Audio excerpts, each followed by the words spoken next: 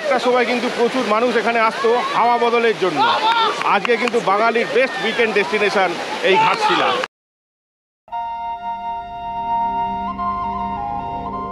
ঘাটশিলা প্রকৃতি ও ঐতিহ্যের এক অনন্য মেলবন্ধন। ঝাড়খণ্ডের পূর্ব সিংভূম জেলায় অবস্থিত ঘাটশিলা প্রাকৃতিক সৌন্দর্য, ঐতিহাসিক গৌরব এবং শান্তিপূর্ণ পরিবেশের জন্য বিখ্যাত। সুবর্ণরেখা নদীর তীরে অবস্থিত এই ছোট্ট পাহাড়ি শহরটি প্রকৃতিপ্রেমী ও পর্যটকদের জন্য এক অসাধারণ গন্তব্য। সাহিত্যিক বিভূতিভূষণ বন্দ্যোপাধ্যায়ের স্মৃতিবিজড়িত এই স্থান একবার আসলে বারবার ফিরে আসতে ইচ্ছা করবে। ঘাটশিলা একদিনে কিভাবে ঘুরে দেখা যায় সেই নিয়েই আজকে আমাদের এই video. Good morning, travel with Kuntal চ্যানেলের নতুন একটা ভিডিওয়ে আপনাদের সবাইকে স্বাগত। আজকে আছি হাওড়া স্টেশনের 19 নম্বর প্ল্যাটফর্মে। আজকে আমাদের ডেস্টিনেশন ঘাটশিলা। ঘাটশিলা আমরা যাব হাওড়া বারবিল জনশতাব্দী এক্সপ্রেসে করে। 214 কিলোমিটার রাস্তা পাড়ি দিতে আমাদের সময় লাগবে প্রায় 2 ঘন্টা 40 মিনিট। প্ল্যাটফর্মে আমাদের ট্রেন দিয়ে দিয়েছে, তো 6টা 20-তে আমাদের ট্রেন ছাড়বে আর আমরা ঘাটশিলা পৌঁছাবো 9টা 3-এ।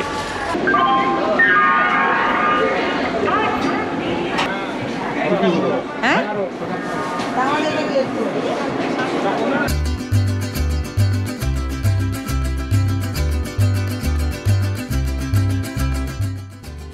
ঠিক সকাল 6টা 20 একদম রাইট টাইমে আমাদের ট্রেন ছেড়ে দিল। সকালবেলায় বারবিল জনশতাব্দী ছাড়াও 6টা 30-এ আসে তিতলাগড় ইস্পাত এক্সপ্রেস। সকাল ছাড়াও যদি ঘাটশিলা যেতে চান তাহলে বিকেল 5টা 20 স্টিল এক্সপ্রেস অথবা রাত্রি 9টা 10-এর প্রিয়াযোগা এক্সপ্রেস আছে। আর ঘাটশিলা থেকে ফেরার জন্য সেম ডেতে আমরা বেছে নিয়েছিলাম বিকেল 5টা 32-এর হাওড়া জনশতাব্দী এক্সপ্রেস। আর হ্যাঁ, একটা কথা তো বলতে ভুলেই গেছি, এই সফরে আমার সফর সঙ্গী হচ্ছে ট্রাভেলাত্রী চ্যানেলের অমর দা, আমাদের সবার প্রিয় অমর চ্যাটার্জি।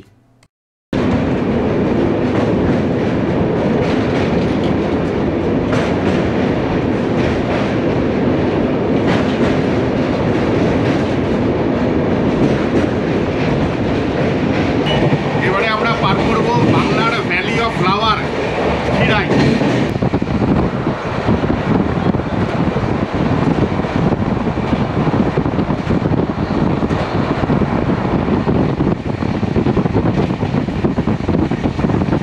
আটটা 3 এসে গেছি খড়গপুর স্টেশনে।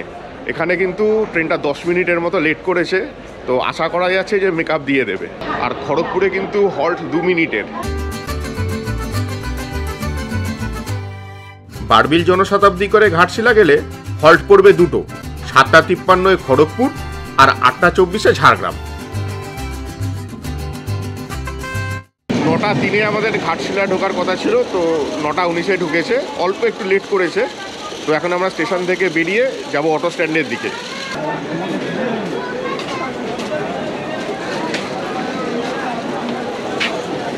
আচ্ছা, ঘাটশিলা স্টেশন থেকে বেরিয়েই কিন্তু অটো স্ট্যান্ড আছে, এই যে এখান থেকে অটো পেয়ে যাবেন। আচ্ছা, এখানে লোকাল সাইট সিনের ছবি দেওয়া আছে, তো 2টো ট্রিপ হয় এখানে। তো এইখানে একটা ট্রিপ আছে,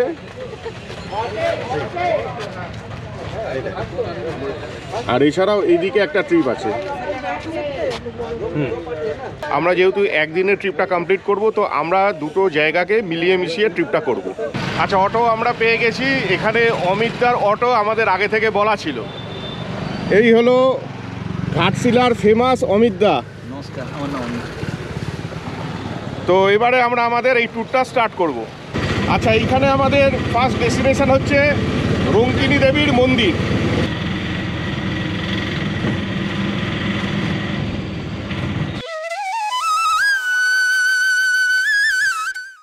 আমরা এখন চলে এসেছি ঘাটশিলা রঙ্কিনী দেবীর মন্দিরে।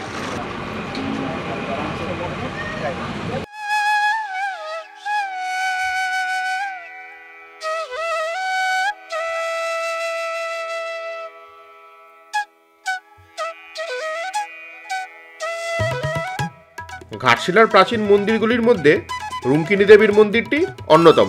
এছাড়াও আরও একটি প্রাচীন রঙ্কিনী দেবীর মন্দির আছে জাদুগোড়াতে।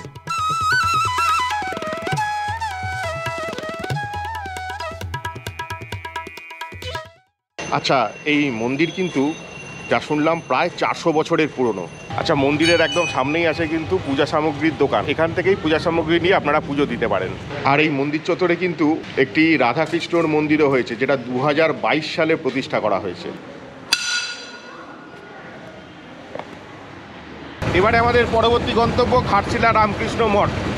তবে সকাল সকাল উঠেছি, বেশ খিদে পেয়েছে, পথে কোথাও ব্রেকফাস্টটা আগে করে দিতে হবে।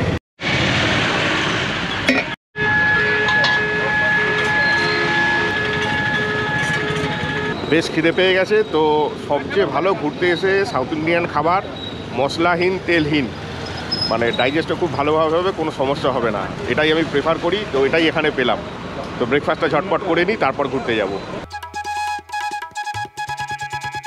আমরা এখন চলে এসেছি রামকৃষ্ণ মঠে। একটু টাইমিংটা আপনাদের এখানে দেখিয়ে দিই। এপ্রিল থেকে সেপ্টেম্বর অবধি সকাল 6টা থেকে 12টা, বিকেল 4টে থেকে 9টা। আর অক্টোবর থেকে মার্চ অবধি সকাল 6:30 থেকে 12টা, 3:30 থেকে 8:30।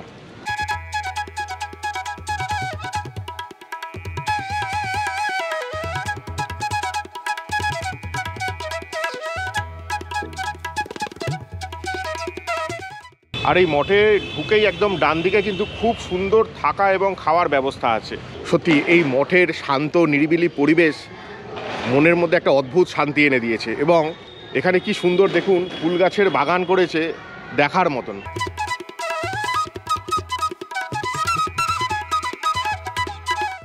আচ্ছা, মঠের ভেতরেই কিন্তু এটা হচ্ছে কৃপালয়া। এখানে স্বামী বিবেকানন্দ মেডিকেল সেন্টার আছে, এখানে কিন্তু চিকিৎসারও বন্দোবস্ত রয়েছে। আচ্ছা, এখানে কিন্তু থাকতে গেলে আগে এনাদেরকে মেল করতে হবে, আমি মেল আইডিটা দিয়ে দেবো। আচ্ছা, আমরা রামকৃষ্ণ মঠ থেকে বেরিয়ে এবারে যাচ্ছি বিভূতিভূষণ বন্দ্যোপাধ্যায়ের বাড়ি গৌরীকুঞ্জতে। আর আমরা এখন যে রাস্তাটা দিয়ে যাচ্ছি, এই রাস্তাটার নাম হচ্ছে অপুর পথ।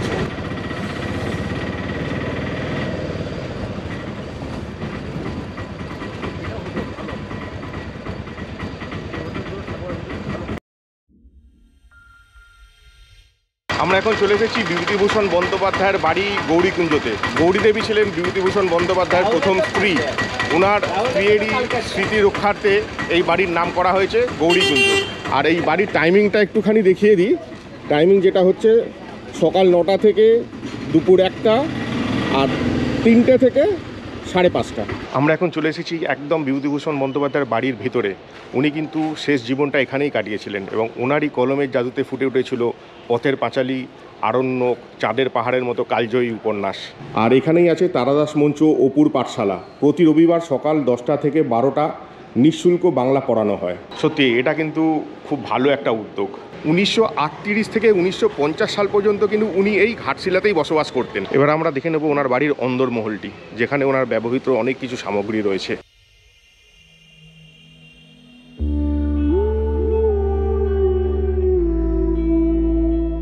বিভূতিভূষণ বন্দ্যোপাধ্যায়ের পথের পাঁচালী উপন্যাস অবলম্বনে সত্যজিৎ রায় পরিচালিত চলচ্চিত্রটি আন্তর্জাতিক খ্যাতিসম্পন্ন। সাহিত্যিকের অধিকাংশ উপন্যাসই চলচ্চিত্রে রূপায়িত করা হয়েছে।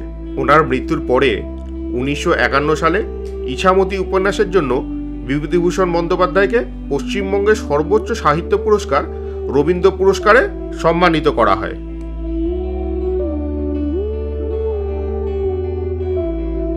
আর 1950 সালের 1 নভেম্বর মাত্র 56 বছর বয়সে কিন্তু উনি শেষ নিঃশ্বাস ত্যাগ করেন এই ঘাটশিলাতেই।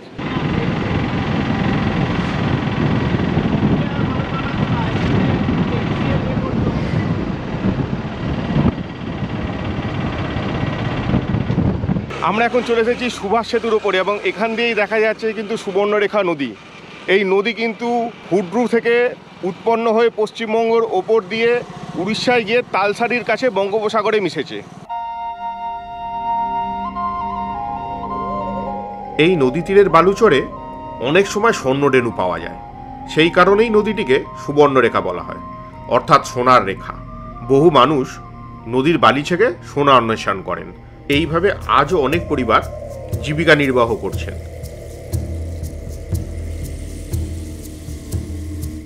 সত্যি অপূর্ব সুন্দর এই জায়গাটা। তবে এখন জল কম, বর্ষাকালে কিন্তু এই নদী নিজের পুরো যৌবন ফিরে পায়। আমরা অমিতদার অটো করে এখানে এসেছি, তো অমিতদার থেকে একটু ডিটেলস ব্যাপারটা জেনে নেব। অমিতদা বলছে সিজনটা মোটামুটি কবে থেকে স্টার্ট হচ্ছে? সিজন আপনার সেপ্টেম্বর মাসের থেকে চালু হয়ে আপনার মার্চ এপ্রিল পর্যন্ত হয়ে যায়, ওই হোলি পর্যন্ত। তারপর আপনার এমনিতে তো গরমকালে ছুটি পড়লে, বাচ্চাদের স্কুল ছুটি পড়লে অনেকে আসে আমাদের এই ঘাটশিলা সাইট সিন করতে। আপনার ফোন নাম্বারটা একটু বলে দিন। 7994000006। আচ্ছা, ভিউ পয়েন্টে আমাদের তো দুর্দান্ত লাগলো এই জায়গাটা। তো এবারে আমরা যাব রাতমোহনা।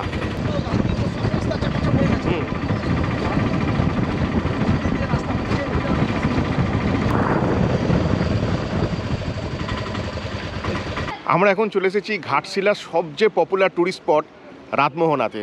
অপূর্ব এই দৃশ্য, চলুন ঘুরে দেখা যাক। আর ওই দূরে দেখা যাচ্ছে হিন্দুস্তান কপার। এখানটা একটা ব্রিজ ছিল, ব্রিজটা ভেঙে গেছে, তবে জল কিন্তু খুব সুন্দর এখনো বয়ে চলেছে।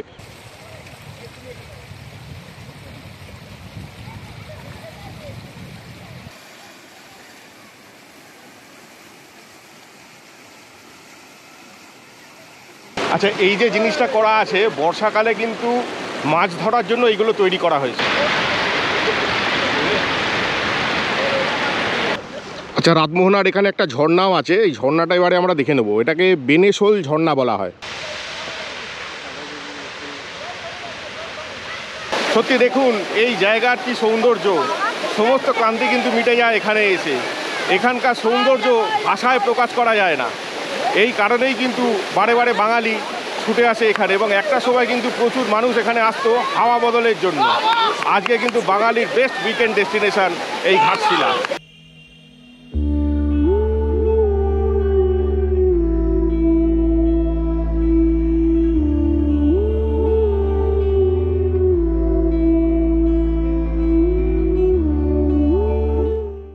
সত্যি রাতমোহনা এসে একদম মুগ্ধ হয়ে গেলাম। মায়াবী এই জায়গা।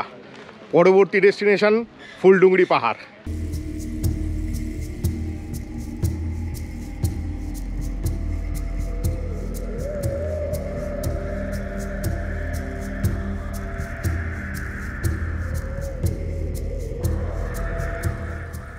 আমরা এখন চলে এসেছি ফুলডুঙরি টিলাতে।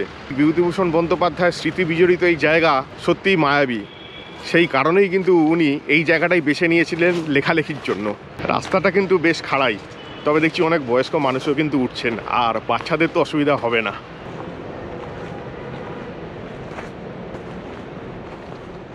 সত্যি এই জায়গায় এলে মনের ক্লান্তি কিন্তু একদম মিটে যায়। কি অপূর্ব এই পরিবেশ।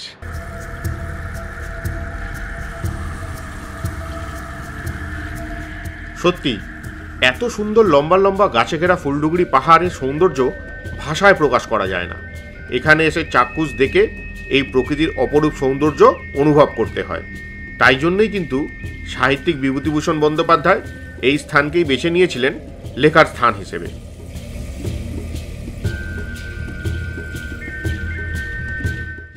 আমরা একদম টিলার ওপরে চলে এসেছি। সত্যি ভাবতেও অবাক লাগে, এই জায়গায় এসেই কিন্তু বিভূতিভূষণ বন্দ্যোপাধ্যায় একটা সময় লেখালেখি করতেন।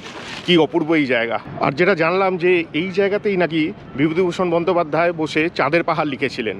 তবে টিলায় উঠে কিন্তু একটু হাঁপিয়ে গেছি।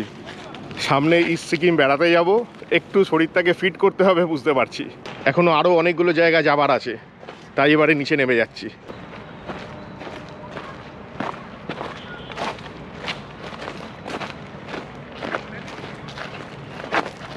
ফুলডুঙরি পাহাড় থেকে এবারে আমাদের পরবর্তী গন্তব্য ধারাগিরি ওয়াটারফল। ধারাগিরি ওয়াটারফলস যাওয়ার আগে পড়লো এক আদিবাসী গ্রাম। একটু নেমে যেতে বাধ্য হলাম এই গ্রামের সৌন্দর্য দেখে।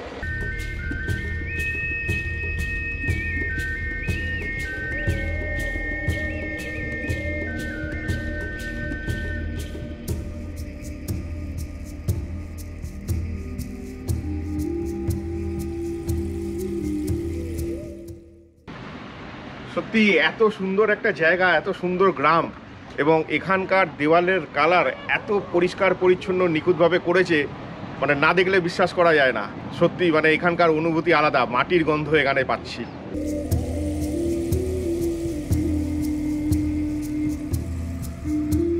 শহর ছেড়ে মাঝে মাঝে এই রকম প্রকৃতির মাঝখানে আসলে সত্যি মন এবং শরীরের ক্লান্তি কোথায় হারিয়ে যায়।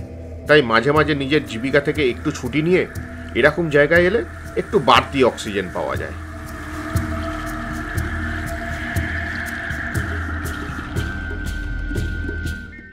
অবশেষে আমরা চলে এসেছি ধারাগিরি ওয়াটারফলসের রাস্তায়। এখানে একটা ছোট্ট ট্রেক করতে হবে, করে আমাদের যেতে হবে।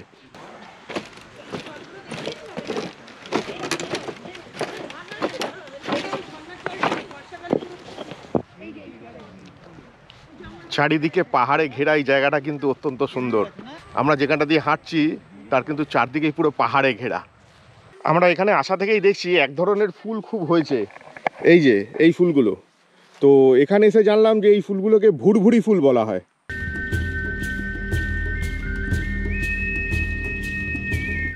যত আমরা ঝর্ণার কাছে পৌঁছাচ্ছি প্রকৃতির রূপ কিন্তু পরিবর্তন হচ্ছে, আর জল কিন্তু খুব কম। অ্যাকচুয়ালি বর্ষাকালে কিন্তু এখানে জলটা খুব বেশি থাকে, তো এই সময়টা জল একটু কমই থাকে।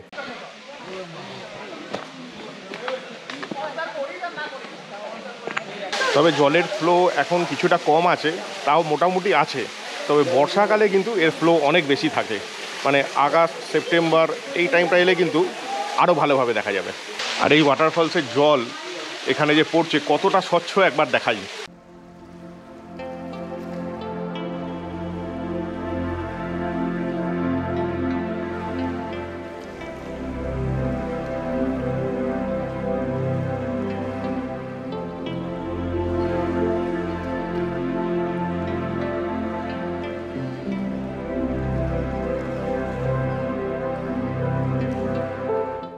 ধারাগিরি ওয়াটারফলসটা সত্যি সুন্দর, একদম হাইলি রিকমেন্ডেড। আর আমরা ধারাগিরি ওয়াটারফলস দেখে এইবারে যাব বুরুডি লেক। আর সত্যি এখানে চড়াই উতরাই যে রাস্তা দিয়ে আমরা যাচ্ছি পাহাড়ের মধ্যে, অমিতদা এত সুন্দর গাড়িটা চালাচ্ছে যে কোনো রকম কষ্ট আমাদের হচ্ছে না।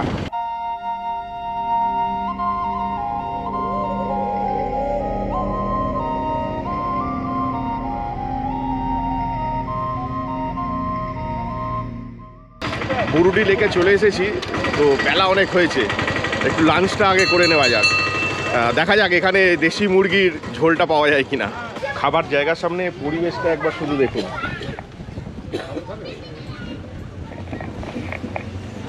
এরকম পরিবেশে বসে খাওয়ার মজাটা আলাদা।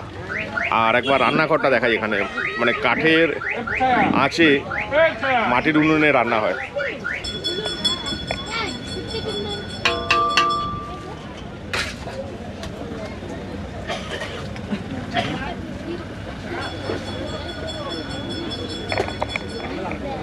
দেখুন কি সুন্দর দেশি চিকেন রান্না হচ্ছে, মানে এই জন্যই কিন্তু এই রান্নার স্বাদ আলাদা। আচ্ছা, খাবার দিয়ে দিয়েছে ভাত, ডাল, আলু বাঁধাকপির তরকারি, আলু ভাজা, আর তার সঙ্গে হচ্ছে দেশি চিকেন। দুর্দান্ত কিন্তু এই জিনিসগুলো শুনেছি, এবার টেস্ট করব। আর সবচেয়ে বড় কথা হচ্ছে প্রকৃতির সামনে এরকম পরিবেশে খাওয়া দাওয়া মজাই আলাদা। যা খিদে পেয়েছে শুরু করে দিলাম। আর এই টোটাল প্লেটটা কিন্তু অনলি 200 রুপিস।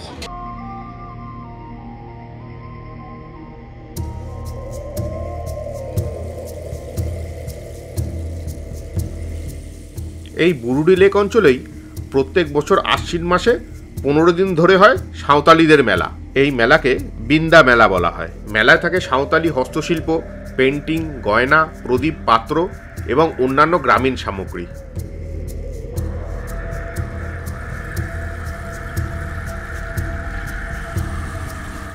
আচ্ছা, একটা ইনফরমেশান দিয়ে রাখি, যেটা হলো যদি এখানে লাঞ্চ করতে হয় অবশ্যই কিন্তু ধারাগিরি ওয়াটারফলস দেখতে যাওয়ার আগে এখানে একটু অর্ডারটা দিয়ে দেবেন, নাহলে আপনারা কিন্তু পাবেন না। তো অবশ্যই মনে করে আগে থেকে অর্ডারটা দিয়ে দেবেন।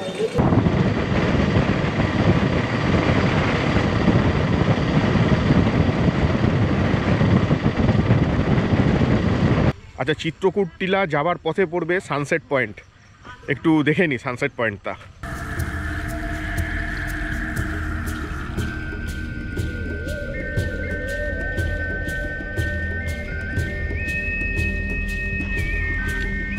সত্যি ভিউটা দেখুন কি সুন্দর।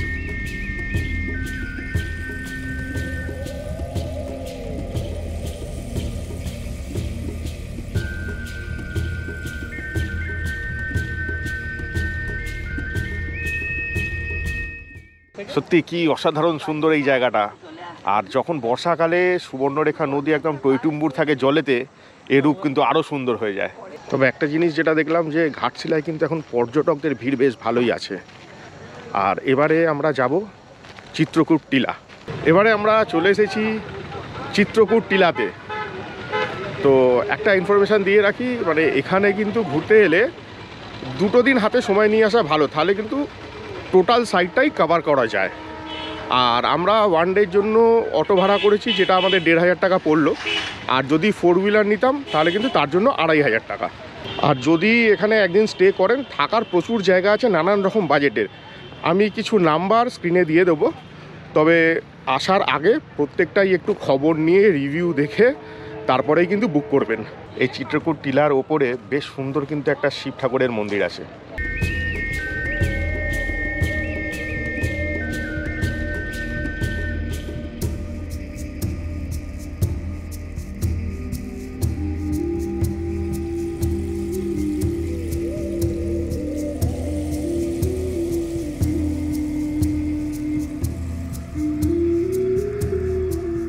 এই চিত্রকূট টিলাতে সূর্যোদয় এবং সূর্যাস্ত দেখার জন্য পর্যটকরা ভিড় জমায়। এই চিত্রকূট টিলা চারপাশে সবুজ পাহাড় ও পাথরের প্রাকৃতিক দৃশ্য দিয়ে ঘেরা। চিত্রকূট টিলা তার মন্দির এবং মনোমুগ্ধকর পরিবেশের জন্য পর্যটকদের কাছে বিশেষ আকর্ষণীয়।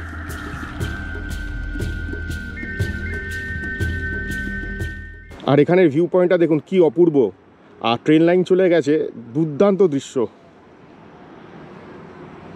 তবে এই টোটো ভাড়াটা আমাদের থেকে 1500 টাকা নিলেও একসঙ্গে যদি 3-4 জন আসে তাহলে কিন্তু এটা অনেকটাই কম হবে, এবং এই ঘাটশিলা জায়গাটা কিন্তু যথেষ্ট সস্তায় ঘোরার পক্ষে খুবই ভালো জায়গা।